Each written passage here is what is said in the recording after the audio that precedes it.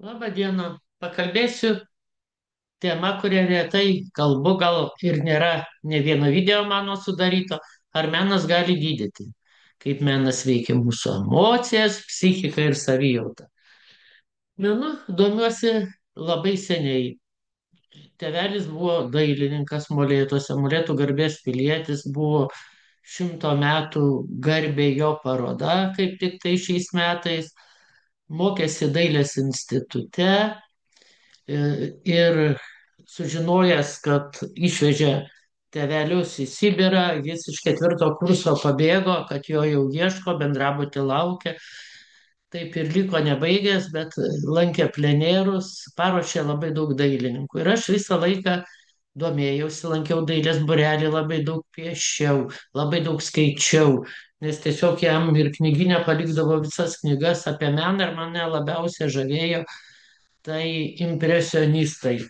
Ir atlikdama praktiką tuometinėme mieste, kuris vadinosi tuo metu Leningradas, Peterburge, aš labai daug parodų Ermitaže žiūrėjau ir nuolatinę ekspoziciją. O kai teko dirbti Visasąjunginiame Sviesto sūrių mokslinio tyrimo institute, tai mano, galima sakyti, pirma darbovietė, truputį dirbau Vilniuje, paskui po pusę metų perėjau ir ten daktaro disertaciją gyniausi. Tai man teko važinėti į Ugliučių per Maskvą. Visą dieną Maskvoje, o paskui naktis į tą Ugliučių traukiniu, specialios stoties. Ir kadangi kažką nusipirkti Maskvoje buvo visos dienos eilės stovėjimas, ir nebuvo pigu, tai aš vaikščiodavau po parodas Puškino muziejų, nors ten daugiausia buvo rusų dailininkai. Tai man menas tikrai kažkuo gydė, kažkuo. Ir aš netgi apie jį skaitydavau paskaitas, buvo specialus prietaisas, neatsimenu kaip vadinosi. Ir aš tėvelio knygas atsivežus į Kauną, buvo privaloma tokia visuomeninė veikla kažką daryti studijų metais. Aš pasakodavau apie meną, o tų knygų paveikslus tiesiog dedi ir ant sienos irgi gali matyti tiesiai nuo knygos. Ne taip kaip skaidrės, bet buvo toks prietaisas. Papasakosiu dar vieną įdomų savo gyvenimo epizodą. Kadangi labai liejau akvarėlę daug, išmokus iš tėvelio, o tėvelis daugiau aliejiniais dažais ant drobės tapo. Aš sumaniau stoti į Stepo Žuko taikomosios dailės technikumą. Dabar galbūt menų mokykla Kaune, Mackevičiaus gatvėje. Ir po 8 klasių labai nustebo, kad aš besimokanti penketais, tai kas dabar vien dešimtukai, aš ten paėmiau ir įstojau, nors konkursas buvo milžiniškas. Mūsų 7 priėmė į drabužių modeliavimo grupę, bet pirmais metais daugiausiai buvo piešimas. O kitų egzaminų nebuvo, aš buvau atleista, gal kitiem ir buvo ten lietuvių kalba ką. Aš turėjau du piešimo egzaminus laikyti, pieštuku kažką tai ir akvarelę. Ir buvo salėje vos tilpo žmonės. Tikrai tiesiog aš girdėjau, kaip čia sutilps, gal per du etapus darė, to neatsimenu, kad tų žmonių buvo virš 100, o gal ir arčiau 200, priėmė tik 7. Tai galbūt lėmė ne tiek mano meniniai gabumai, kiek tai, kad aš buvau pirmūnė ir jie stebėjosi, nes technikumus paprastai stoja menui turintis polinkį, bet prastai besimokantis. Ir aš pamačiau, kad mano perspektyvos įstoti į dailės institutą nėra didelės, jo labiau, kad labai prastai vidurinės kursas buvo dėstomas, bet aš piešiau, mokiausi akvarėlės, mokiausi tapybos. Gaila, kad ne visos akvarėlės išliko, daug ką reikėdavo atiduoti kaip savo darbus. Bet dar daugiau sužinojau apie meną ir kas vėliau. Mokiausi aš, būdama 14 metų, 13, 14, ne 6 metų jau mokyklą. Mane taip traukė žiūrėti paveikslus, tai buvo man kaip dabar kažkokia ekstazė, meditacija. Aš galėdavau valandų sėdėti parodose, eiti viena, man nereikėdavo kompanijos, gal net būdavo ir geriau eiti viena. Nors labai po parodas, kai būdavo maža ir į Vilnių važiuodavo tėvelis, jis visada veždavosi į dailės parodas. Ir mano menotyrininkų yra ir mano giminių. Ir vaikystės draugė, su kuria atitoliau, Elvyra Dragūnaitė, dabar pakeitusi, aišku, pavardę ir dirbanti kaip menotyrininkė dailės muziejuje.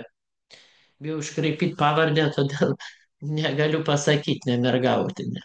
Taigi, kaip menas veikia emocijas, psichiką ir savijautą, aš kalbėsiu ir iš patirties, ir ne iš menotyrininko pozicijų, o savo asmeninės savijautos pozicijų. Jūs matote, kad tokį paveikslą galima pakabinti ir vaikui, galima pakabinti, kad būtų žaismingiau. Ir tai nieko blogo. Jį pasižiūrėjus po kairiai Salvadoro Dali karo nuojauta jau ypač šių dienų geopolitiniam kontekste tai skamba baisiai ir sugniaužia širdį, kad žmonės susimastytų, kaip kenčia tie. Aš girdžiu cypimą, kai sproksta bomba, kur labai retai būna karo tose miestuose, teroristiniai aktai. Tai baisu, automobilis įmynė, tikrai baisu. Bet jūs įsivaizduokit, kad 3 metus jums tektų gyventi tokiamis sąlygomis, kai nežino, tai kaimynų namai daug aukštė atlekia bombos. Tai paveikslas tą gali perduoti, kad tai baisu ir kažkokiu būdu reikia tam pasipriešinti arba padėti tiem, kurie gyvena tokiuose sąlygose.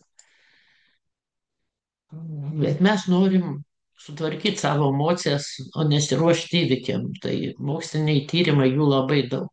Ir dabar labai daug miško terapijų, meno terapijų arba žymus dailininkai daro tokias tapybos, moko žmonės, tai būna kažkoks edukacinis nusiraminimas ir aš pažįstu ne vieną žmogų, kuris vyresnėm amžiuje, netgi arti 60 pradėjo tapyti. Iki tol gal reikėjo tiesiog užsidirbti būtų vaikus auginti.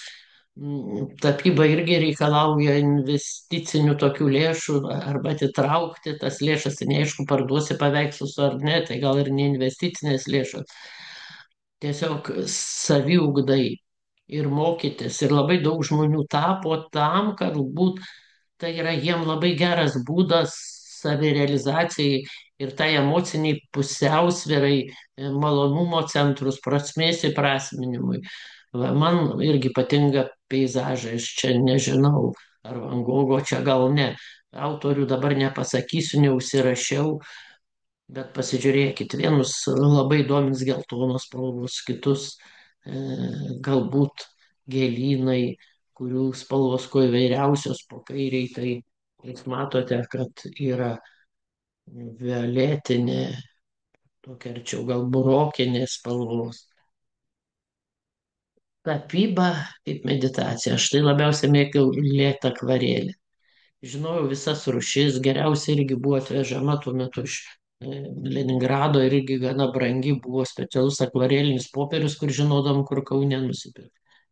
Bet lieji ir tai sulėtina gyvenimo tempą, padeda atsipalaiduoti. Čia gali būti ir ne visai akvarelės technika, bet dabar kartais technikos būna mišrios. Guaš visai kitas tapim. Bet va, toks malonus poreikis. Tu užsimerki, pasižiūrėjęs į tą paveikslą, vėl atsimerki. Ir tos spalvos aktyvina tave. Juk bioptronė yra spalvos. Aš duosiu nuorodą į spalvų meditaciją. Mes daugiau iš spalvas žinom iš indų, kaip čakrų spalvos, kuriuos centrus veikia ir kurie centrai kokias kūno funkcijas reguliuoja. O kino medicinoje tai aktyvina neįprastus kanalus, kurie atsakingi už tam tikrą misiją ir vieniem yra duota galimybė mokyti žmonės, kitiem duota galimybė atnešti ramybę, net ir didžiausiam chaose, kitiem ras sprendimą. Ir tą aktyvina spalvos.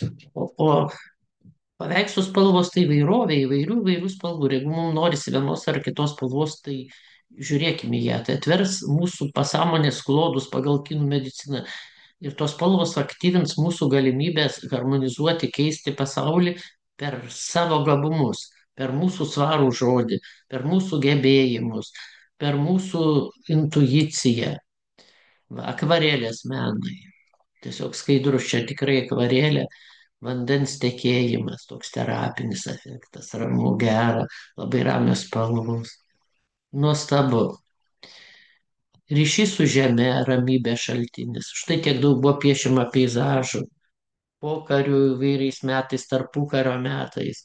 Kai aš mokiausi, aišku, mus labiau supažindino ne su vakarų menu, nors šiek tiek su Renesanso tapyba ir garsiaisiais, aišku, meistrais visų laikų, kurie ir bažnyčiose tapė, ir dabar geriausiose Luvro galerijose mūsų pažindino. Bet stengiasi supažindinti su daugiau rusų peizažistais, kad ten būk tai didžiausias menas. Bet menas yra menas. Žiūrėdavom į miško peizažus ir labai smagu. Į Mėnulį, į jūrą, į Vazovskio Kustodievo. O tėvelio paveikslai mane skatino domėtis ir aš net nepagalvojau, juos dar skaitydama ir 10-12 metų, kad man bus prieinamos tokios žymios meno galerijos. Net svarbu, kad aš negalėjau tuo metu išvažiuoti į užsienį. Ir dabar, kai važiuoju, kur yra galerijos, pavyzdžiui, Prancūzijoje, irgi Lilio mieste yra galerija, aš ten pagal Erasmus buvau 2020 metais. Nu, nuostabu, kai tu aplankai gerą, kas yra gera, čia labai diskutuotinas klausimas, paveikslų parodą.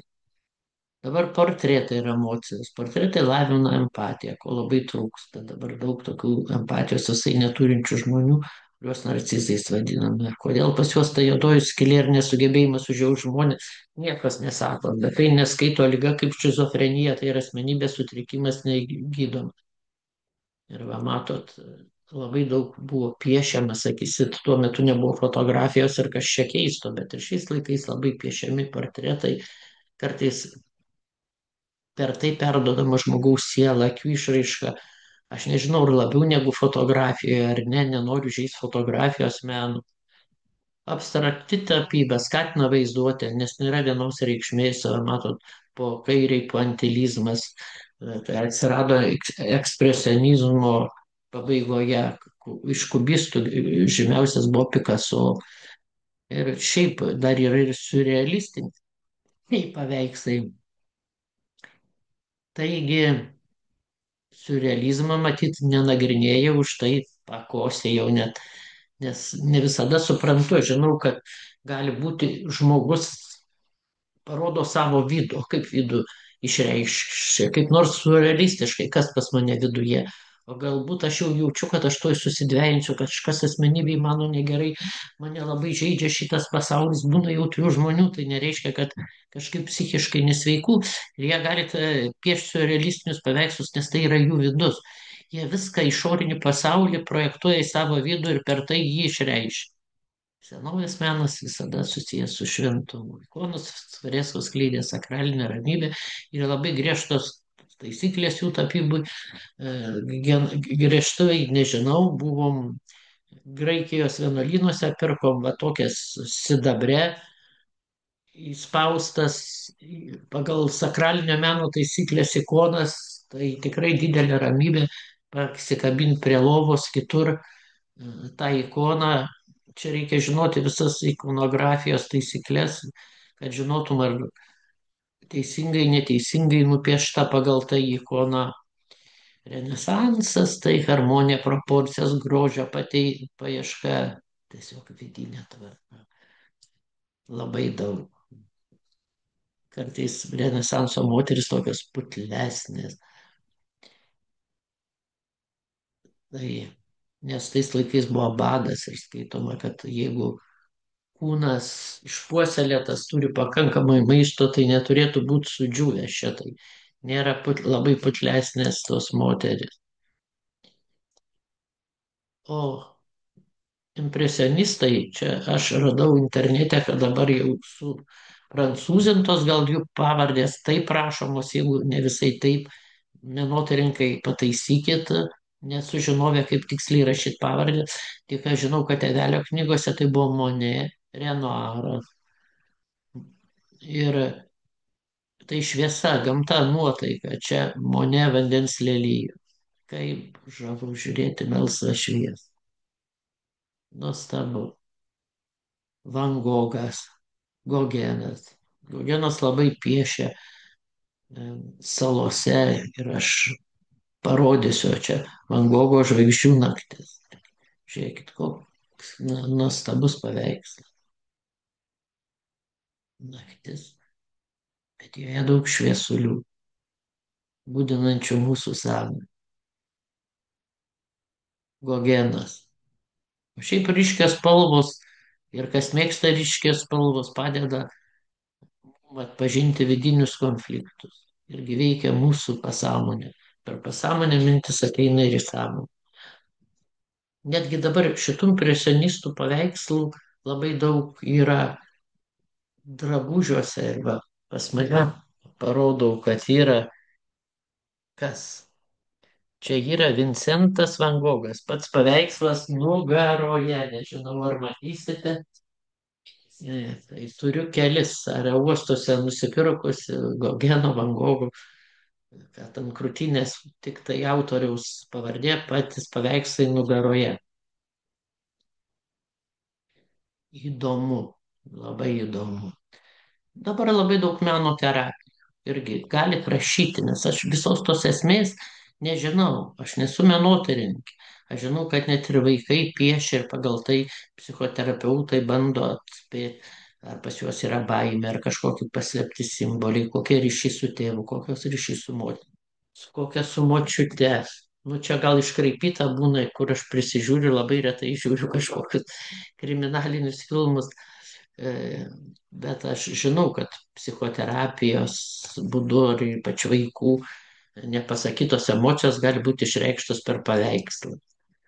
Šiaip menas ir neurologija lavina neuroplastiškumą ir neuroplastiškumas per eilėraščių mokymasi, per atkartojimą sakmių, per mokėjimą daugybę pasakų, ką mokėjo mūsų dar pro močiutės, kurios nemokėjo skaityti rašyti, bet žinojo šimtus pasakų, kurios ir mokėjo skaityti rašyti. O tai regos, emocijų, atminties rytis ir neuroplastika, tą smegenų gebėjimą užauginti naujas neuronų jungtis, kas dabar jau pilnai įrodyta. Anksčiau sakydavo, su kiek gimė neuronų, tiek ir bus. Menas visą tai aktyvina. Ir ramina paveikslai, tai žalia, mėlyna ir natūralūs motyvai. Dešiniai natūralūs, upė, medeliai, o čia tiesiog šventė kažkokia, balionai, gėlės, drugeliai. Ir rinkite tai, kas ramina jūs, o ne tai, kas madinga. Sako, madinga, čia paveikslas turi vertę, čia neturi vertės, čia žymus menininkas, ne. Jeigu jūs norit pasikabinti toje erdvėje, kur jūs dirbat vieni, kur jūs sėdit, medituojat, atsipalaiduojat, kiti, daug kas nusipiešia ir patys. Tai va, tapyti galima kiekvienam, svarbu procesas, ne rezultatas. Aš pažįstu žmonių ne vieną, nes einu į draugės parodas ir jos namuose, jinai ir medikė, bet šiuo metu daugiau tapo ir užsima verslu. Anksčiau viduriniosios grandies medikė, bet ne ši. Va, medikė parodysiu čia jos tapybos parodoje. Ir aš ne vienoje lankiausi, jinai dažnai daro bibliotekose, kartu su didelė grupė žmonių važiuoja į plenerus, tai Jolanta Barišauskienė, aš įdėsiu nuorodą į video ir jos būtą parodysiu ir ant būto sienų nebetelpa paveikslai. O čia aplankiau parodą ne vien jos, tai buvo jos ir daug jos draugių, su kai kuriomis iš jų aš pažįstama, mes kartu keliaujam. Ir aš matau, kaip žmogus atsiskleidžia. Ir žmogus arti 70 metų, kaip ir aš, turi galimybę plėsti tą pasaulio pažinimą, važinėti įvairias vietas ir tose vietose tapyti peizažus, kitus paveikslus. Ir ne viena jau meno mokykla suaugusiams skirta praeita. Ir čia susipažinau ir su jos mokytoja, nes jinai vedė, kalbėjo, rodė visą grupę ir paveikslus, galbūt jinai ir dabar kažkokiam plenerė. Vardą ir pavardę pasakau, nesidėsiu trumpą video apie ją. Ji yra mano tinklalaidėje Dalia Sekmukienė, grojaraštyje Lietuvos žmonės arba gyvenimas žmonės, yra labai daug jos paveikslų. Čia iš parodų nedėjau. tapyba vaikams ir senjorams. Galima tapyti kartu. Ir buvau kitoje Jolantos Baršauskienės parodoje, tai buvo ji, jos tapyba. Dukters tapyba ir anūkės. Ir anūkės buvo labai nuostabus paveikslai. Galima irgi sukurti video, bet aš per mažai turiu tų paveikslų. Kartos galima būtų pavadinti, kaip tapo močiutė, dukra ir dar į mokyklą neinanti anūkė. Maža. Šiuolaikinės žmogaus poreikis. Menas padeda sugrįžti į save. Gali atsisėsti ir žiūrėti ir žiūrėti. Čia man tai labai sudėtingas paveikslas ir gerumo ir blogumo jo yra. Tai negaliu sakyti, kad čia mano vidus būtų kitoks, bet man kitas paveikslas kažkuo įdomus. Aš irgi galėčiau kažkur pasikabinti tokioje erdvėje, kurioje aš geriu arbatėlės žolytės, jis man tiktų, kodėl nežinau, bet čia yra ir skaudžių pjūvių ir viso. Menas ne prabangos sielos higiena. Gali 10 minučių per dieną užsimti karpiniais. Per 10 minučių geriau gal paveikslo, sakytų dailininkas, geriau ir net nepradėti, tada žūtę visi maišysit. Netgi pasiuvinėt. O gal spėsit ir mažytę akvarėlę išliet ar padaryti atvirutę. Kas ten žino, kas ten žino. Dailininkų mūsų giminėje yra iš tėvelio pusės buvo daug. Pusbrolis iš mamos pusės Lankauskas, mano tėvelio močiutė yra Sklėriūtė Vyžintienė, Kajetono Sklėriaus pusseserė. Iš mano mamos giminių taip pat yra labai daug menininkių, jaunų žmonių ir netgi menų gydančių. Tai yra, aš tame pasaulyje būnu, nors mes retai pasikalbam apie mano reikšmę, bet man jis labai reikšmingas. Labai norėčiau, kad būtų reikšmingas ir jum. Baigiu dalintis ir atsijungiu, labai labai linkiu visiems surasti kažkokią meno sritį. Kiti sakys, ar muzikos aš klausiausi, muzika irgi yra meno. Baigiu. Dar kartą atsisveikinu ir norėčiau, kad tikrai, tikrai surastumėte tą meną, kuris jūs ramina, gydo, įkvepia.